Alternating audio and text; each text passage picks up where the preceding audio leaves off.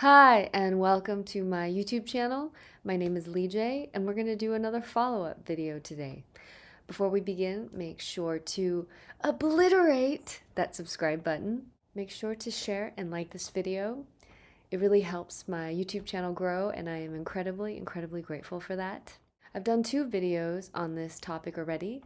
This is the story between the UK Piano Man and the Chinese group.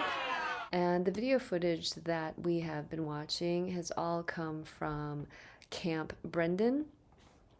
Today we are going to watch an interview where the interviewer is speaking with one of the women that's in the Chinese group.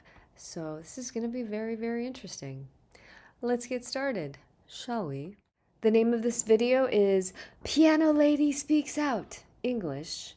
And the name of the channel is Livin' La Vida Luke. I'm assuming this is Luke, and Luke is going to be interviewing one of the ladies in the Chinese group. Here we go.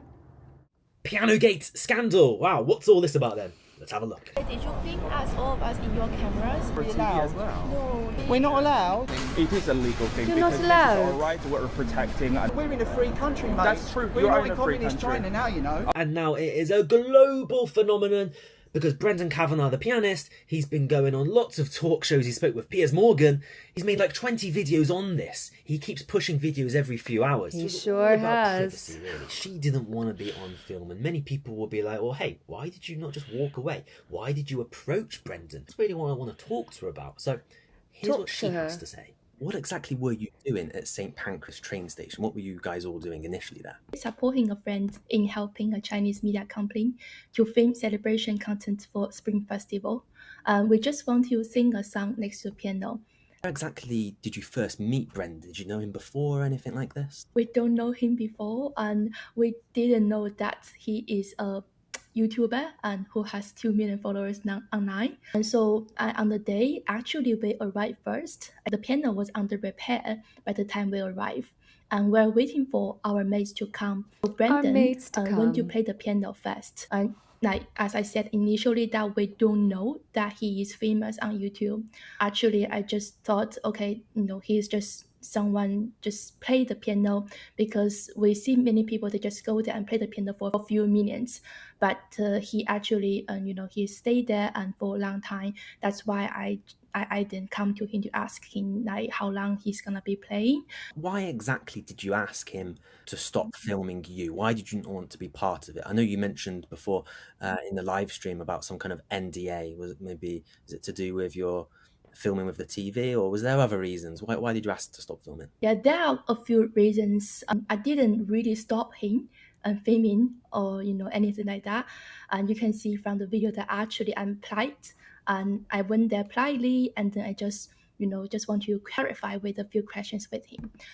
I will say that I did feel she was very polite. And the way that she approached Brendan, I really did feel was very polite. Now, the other lady, Adelina, on the other hand, she just had Karen energy. Just Karen energy. But even listening to this girl's voice, there's just something about the tone of her voice. I just feel it is very sweet.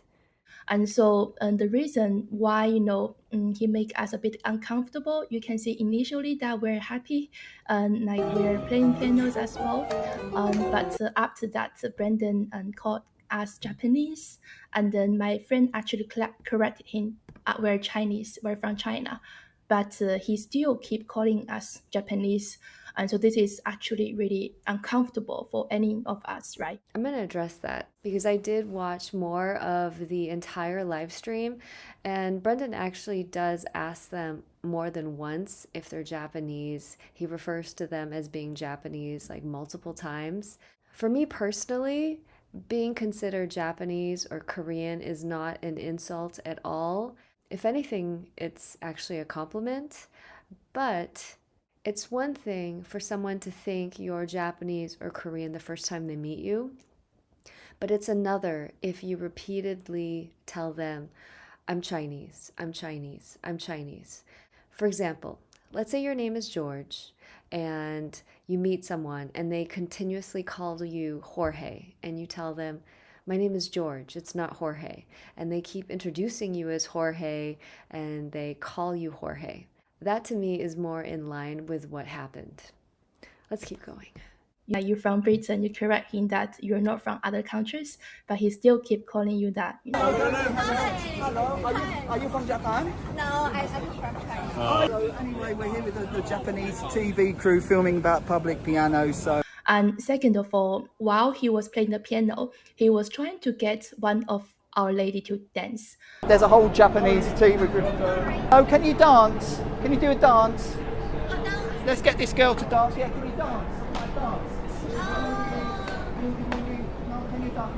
No dance. Sorry. Okay. After we rejected him because we don't really feel comfortable initially, and I mean, they did dance later, you know. I saw those moves.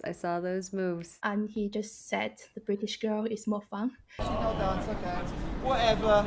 I think the British girls are more fun. There we go. And Ooh, this is not shots a fair fired, comment, shots honestly. fired. For all women, regardless where they from and who they are, he shouldn't really, comparing or say things like that. Well, I mean, he can. It is the wonderful thing about free speech is you can have an opinion and you can share it.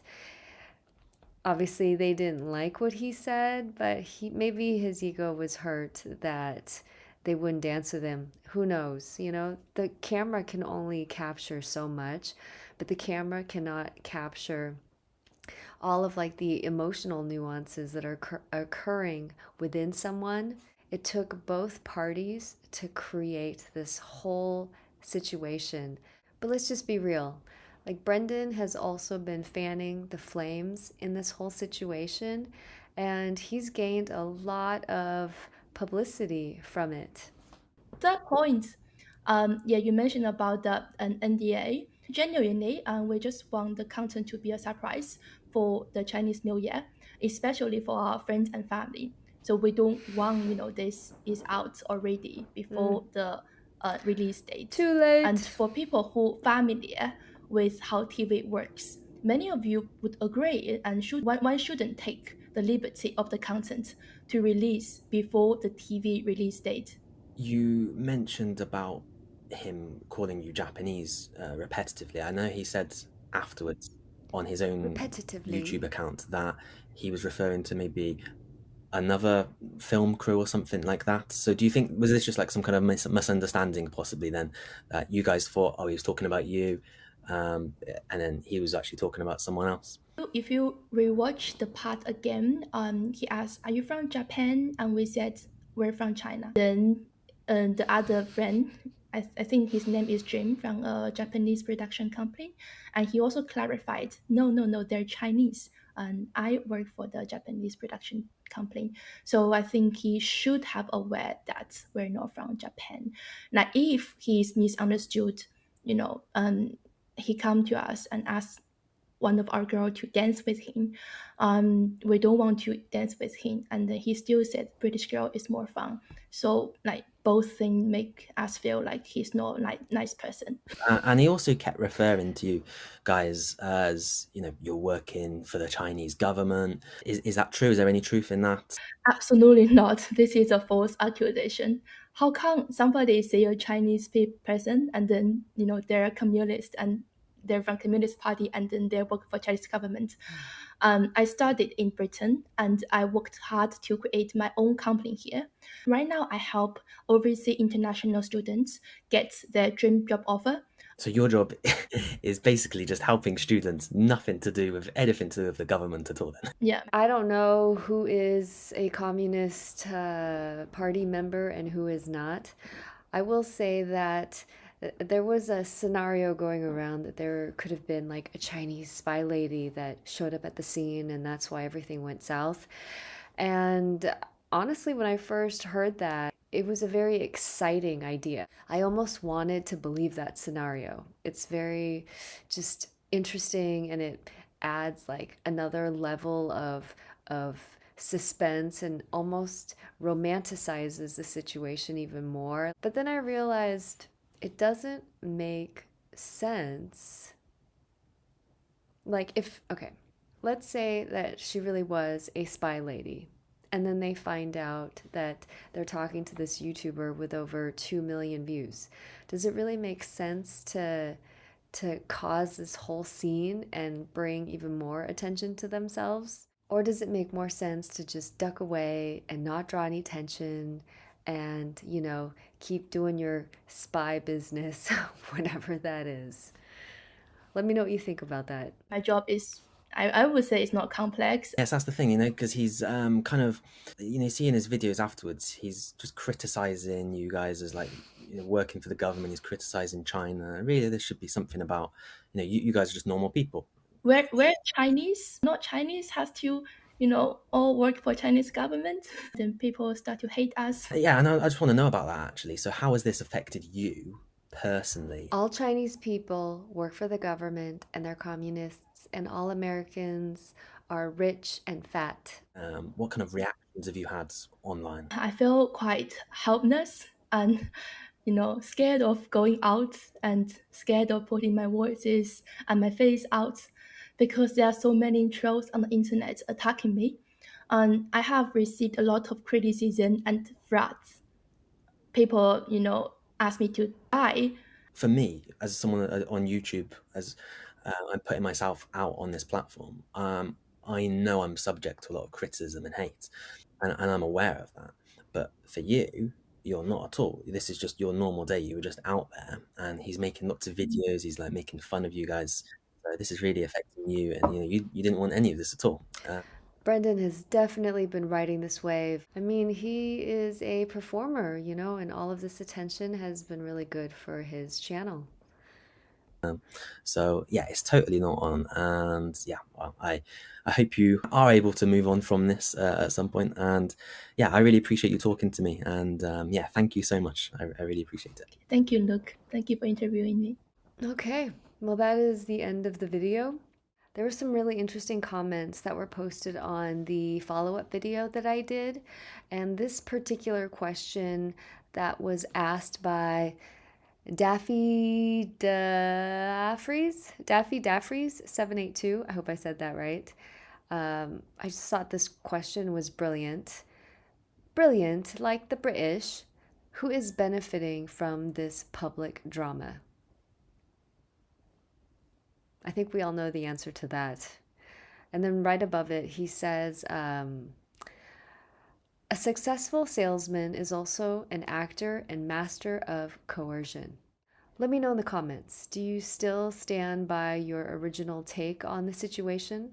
Because I will say, the first time that I saw the live stream, I had a very fast reaction to it, and I really wanted to immediately take a side. But then I had to ask myself, would I really want to be in someone's live stream in front of possibly like 2 million people around the world? Maybe, maybe not. Not everybody wants that kind of attention. And also, there are a lot of nuances that the camera just cannot capture. I also said this in one of the other videos, that I believe most disagreements are power-based or ego-based, and perhaps Brendan was a little annoyed that they didn't want to dance with him, and that they were asking him to stop his live stream. And perhaps the Chinese group were frustrated or annoyed that he kept calling them Japanese, like repeatedly. Is that the right word? That he repeatedly called them Japanese when clearly they have Chinese flags. So in the comment section, Luke mentions that he's also going to interview Newton, and Newton is the gentleman that was yelling, "Don't touch her, don't touch her." What's very interesting is Luke asks the people in the comment section, what should I ask Newton? And look who wrote in the comment section. Mr. Boogie Woogie Brendan Kavanaugh himself. He wrote, "How's his new t-shirt business going?" I mean, he's clearly fanning this flame. He loves it. He absolutely loves it. So at first, I felt like, you know what, this poor piano man is being bullied. He's being bullied by this terrible Chinese group. They're so rude. They have no idea how to act in another country. But after seeing the way that, both groups have been handling the situation, like post situation, it has made me just step back, and instead of just taking a side, I just want to see how they keep reacting and keep responding to what initially happened. Amazing. Amazing. Thank you for watching this reaction video and for spending some time together. Let me know in the comment section, would you want to be on a live stream in front of maybe over 2 million people around the world? Let me know what you thought about this interview. To me, she came off very sincere, but if you saw something that perhaps I didn't, definitely let me know in the comments below. And if there's another video that you want me to check out, you know where to put it. And I think that's about all. On that note, be healthy, be blessed, and until next time. I'm no longer